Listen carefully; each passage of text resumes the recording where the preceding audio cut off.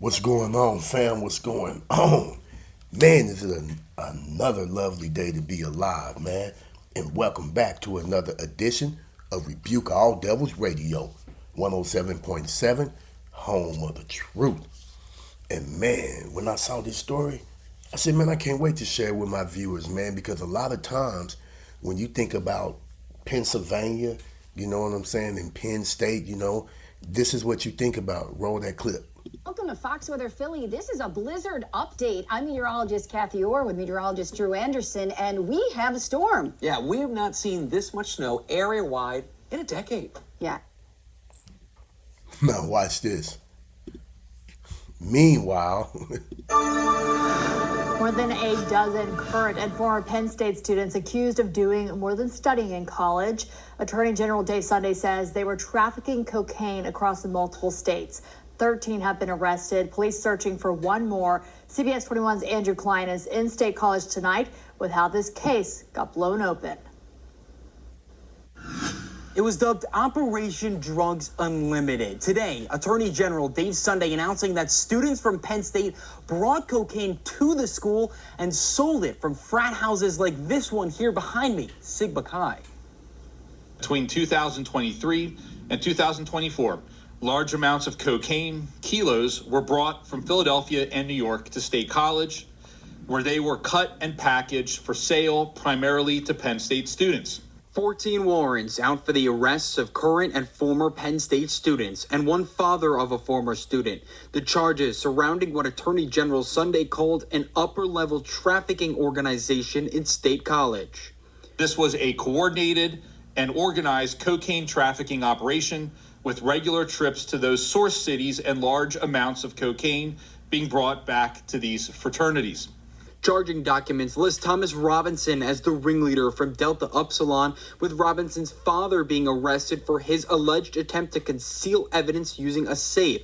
But Sunday pointed at Agostino Abatiello, the Sigma Chi and operations ringleader, as, quote, the largest dealer of cocaine for Penn State University students. The evidence showed that cocaine was primarily packaged at the fraternity houses and that packaging was done by fraternity brothers and oftentimes pledges. In fact, we found a pattern of events that showed cutting and bagging cocaine was, for some pledges, an indoctrination into the Delta Upsilon and Sigma Chi fraternities. The university responding to the charges in a statement it released on its website, denouncing the actions of the students and announcing a suspension of Delta Upsilon while the Student Affairs Department investigates. The school also saying that Sigma Chi is not recognized as an organization and operates outside of the university's support and oversight. The packaging happened at off-campus fraternity houses. And the actual drug dealing was largely from friend to friend, fraternity brother to fraternity brother, acquaintance to acquaintance, and at fraternity houses and or during parties or social engagements. Sunday also issued a general warning for future Penn State students and current students as well that if you go down this path, you're going to have to face the repercussions because law enforcement is coming. In Center County, Andrew Klein, CBS 21 News. now, did you hear what he said?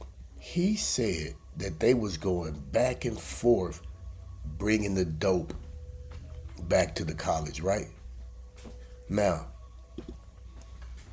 how can that be that they can move that much dope back and forth without getting caught?